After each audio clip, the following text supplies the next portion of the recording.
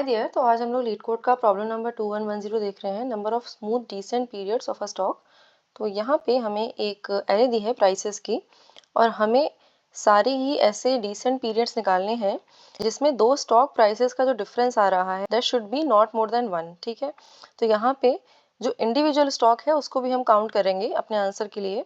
तो यहाँ पे इस एरे में यहाँ पे 3 to 1 एक ये डिसेंट पीरियड है हमारा, और ये 3 to वाला भी एक डिसेंट पीरियड है, और ये 2 1 वाला भी डिसेंट पीरियड है, और ये जो इंडिविजुअल स्टॉक प्राइसेस है हमारे they are also descent periods. तो ऑल इन ऑल इस एरे के लिए हमारे पास आंसर में 7 आ जाएगा। ठीक है, so let's see how we will be able to solve this problem.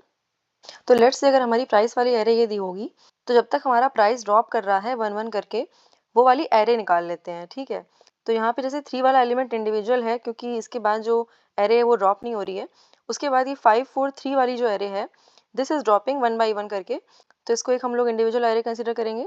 Similarly 4 3 is also that, और 7 6 5 is also that, and 3 2 is also that. ठीक है, तो यहाँ पे हमारे पास 5 ऐसे डिसेंट पीरियड हैं जो कि स्मूथली डिसेंट कर रहे हैं।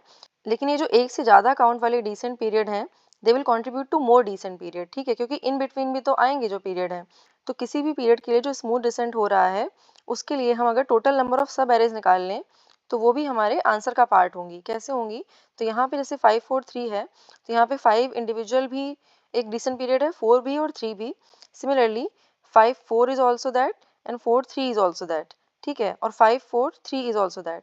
तो बेसिकली हमें सारी सब एरेस अकाउंट निकालना है फॉर दिस गिवन एरे। ठीक है, तो यहाँ पे अभी हमें बस अपनी एरे को ट्रेवर्स करना है, स्मूथ डिसेंट वाली जो एरेज आ रही हैं उनको निकालना है, और उससे हम टोटल कितनी सब एरेज बना सकते हैं उनका काउंट निकाल के ऐड करना है अपने आंसर में। ठीक है, तो कोई भी अगर n लेंथ की एरे है तो उसमें कितनी सब एरेज बनेगी उसका जो फॉर्मूला होता है वो होता है n इंटू n प्लस 1/2।